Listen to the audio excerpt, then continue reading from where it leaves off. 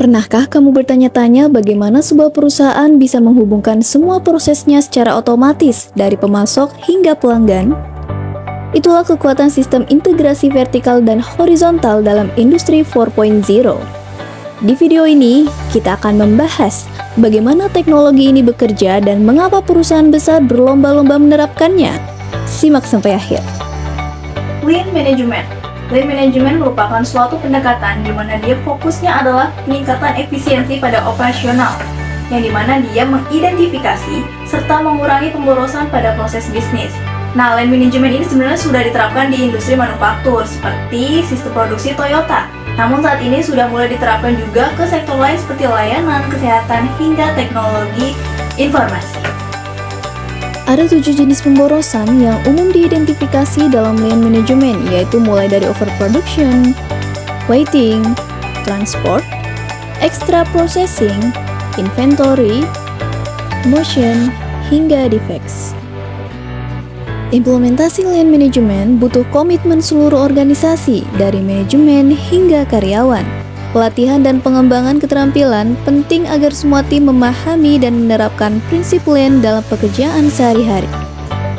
Kemudian ada integrasi vertikal. Integrasi vertikal dia tuh merujuk pada penggabungan serta penghubungan sistem dan proses di berbagai tingkat dalam hierarki organisasi.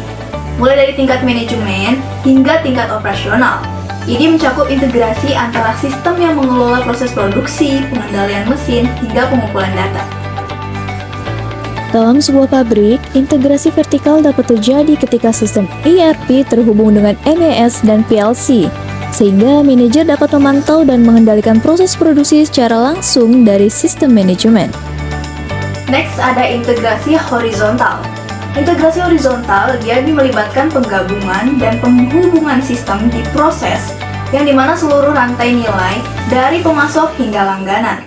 Ini mencakup kolaborasi antara berbagai perusahaan dan pemangku kepentingan dalam ekosistem industri.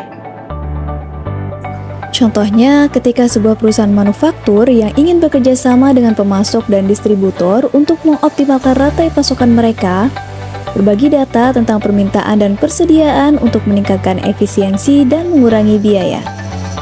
Yang terakhir ada integrasi end-to-end engineering. Ini adalah pendekatan yang menghubungkan seluruh proses pengembangan produk, mulai dari desain hingga produksi dan pemeliharaan. Ini mencakup integrasi antara berbagai disiplin ilmu dan fungsi dalam organisasi. Dalam pengembangan produk otomotif, integrasi end-to-end engineering dapat melibatkan kolaborasi antara tim desain, rekayasa, produksi, dan layanan jual untuk memastikan bahwa produk akhir memenuhi kebutuhan pelanggan dan dapat diproduksi secara efisien. Selanjutnya ada pembagian sistem integrasi. Yang pertama ada integrasi vertikal, yaitu kinerja perusahaan bergantung pada tingkat kerjasama dalam penciptaan, pengembangan, produksi, dan administrasi.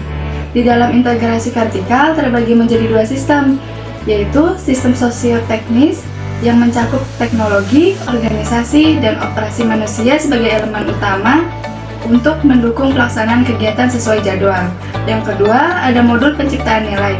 Mirip dengan sistem sosioteknis, tetapi menambahkan elemen produk dan proses untuk analisis yang lebih mendalam, sehingga memastikan sinkronisasi yang tinggi dalam operasi perusahaan. Di dalam modul penciptaan nilai menggunakan beberapa sistem. Yang pertama, sistem operasi manusia, memberikan pentingnya manusia sebagai perubahan dan terlibat langsung dalam kemajuan perusahaan. Yang kedua, sistem organisasi. Pada hakikatnya adalah urutan operasi antara tingkat hierarki delegasi, perusahaan, tanggung jawab, dan lainnya. Yang ketiga, sistem teknologi mencakup semua elemen yang tersedia dalam teknologi untuk melaksanakan kegiatan proses produksi. Yang keempat, produk baik produk maupun jasa merupakan hasil dari ketiga sistem sebelumnya. Yang terakhir, proses merupakan kegiatan yang memberi kehidupan pada produk, sehingga dianggap dalam modul penciptaan nilai sebagai sarana untuk pencapaian tujuan. Perbaikan industri memerlukan analisis situasi dan strategi yang tepat. 2 model utama digunakan untuk mengevaluasi dan meningkatkan kinerja perusahaan. Yang pertama ada model Stephens, yaitu digunakan untuk memvisualisasikan kinerja perusahaan dalam rantai pasokan, menilai tingkat integrasi organisasi, dan penyerapan teknologi. Yang kedua, ada model bisnis, menjelaskan logika rantai nilai organisasi termasuk cara menciptakan, menangkap, dan mempresentasikan nilai pelanggan. Selanjutnya, kita akan membahas tentang teknologi utama Industri 4.0. Yang pertama, ada IoT atau Internet of Things, yang dimana di sini menggabungkan konsep internet sebagai jaringan global komputer yang terhubung menggunakan standar internet protokol dengan things yang dapat berupa objek atau orang yang dapat diidentifikasi secara individual.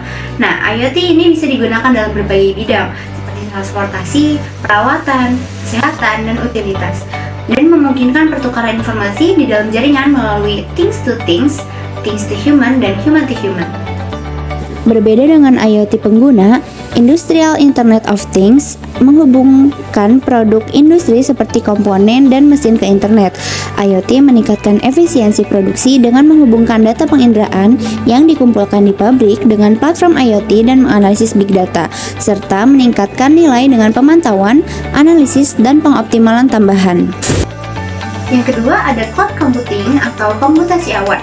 Cloud computing adalah teknologi alternatif untuk perusahaan yang ingin berinvestasi dalam sumber daya outsourcing (TI).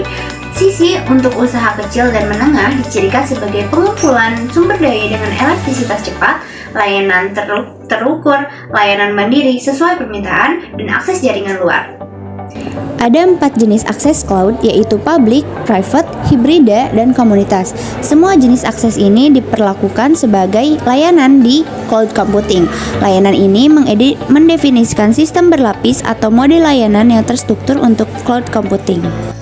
Nah, yang ketiga kita masuk ke big data.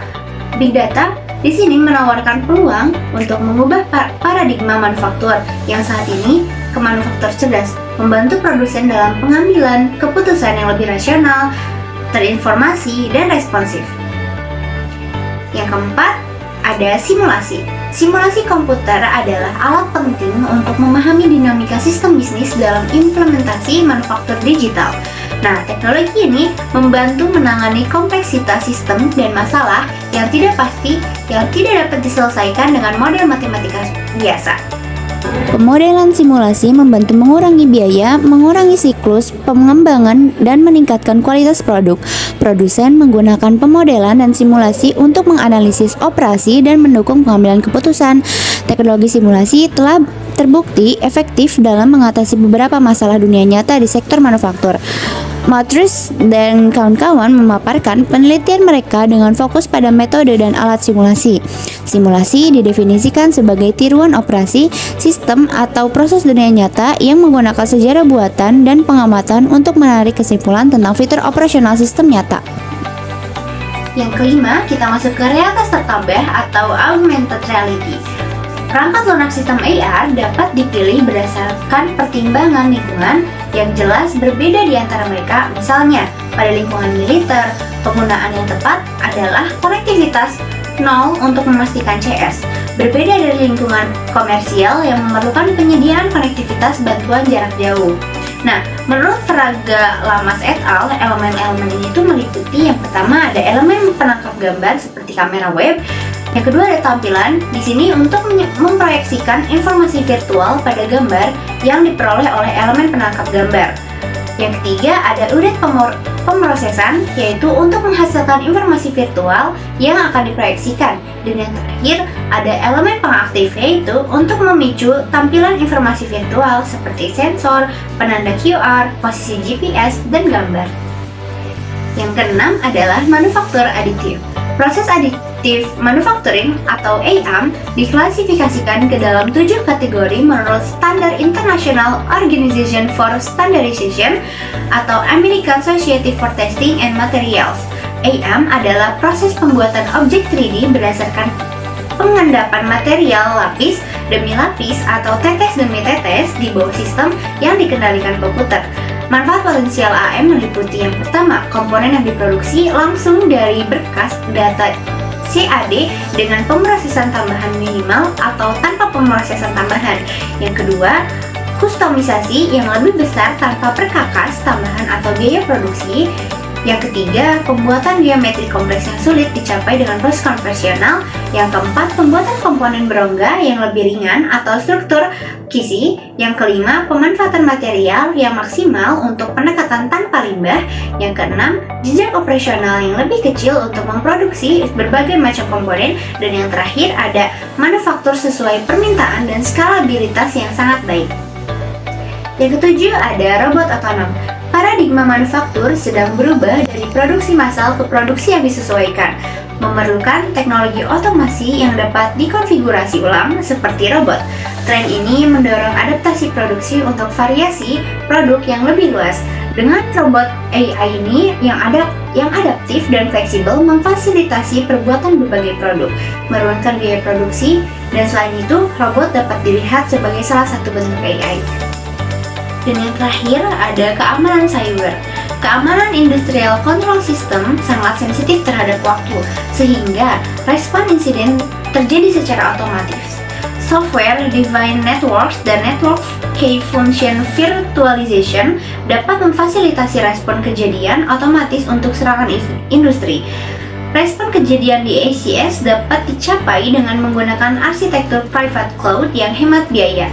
SDE dan NVF memungkinkan deteksi dengan cepat dan penggantian sementara sistem yang gagal dengan implementasi virtual.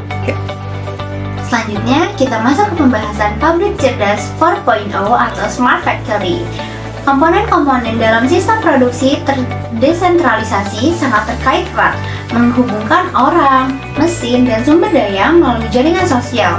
Cloud manufacturing, teknologi IoT, dan CPS menyatu dalam iOS untuk membuat, menerbitkan, dan berbagi proses manufaktur melalui layanan perusahaan virtual. Sistem cyber fisik memiliki potensi besar untuk mengubah kehidupan kita melalui konsep-konsep seperti operasi robotik, mobil otonom, bangunan cerdas, manufaktur cerdas, jaringan listrik cerdas, dan perangkat medis implan seperti alat pacu jantung. Dan manfaat dari pabrik cerdas 4.0 atau Smart Factory yaitu ada otomasi dan efisiensi tinggi, integrasi vertikal dan horizontal dalam rantai nilai, serta pengelolaan data real time. Jadi, sistem integrasi vertikal memungkinkan perusahaan menghubungkan proses dari atas ke bawah, sedangkan integrasi horizontal menghubungkan berbagai lini bisnis secara luas. Keduanya menciptakan efisiensi luar biasa dalam era industri 4.0.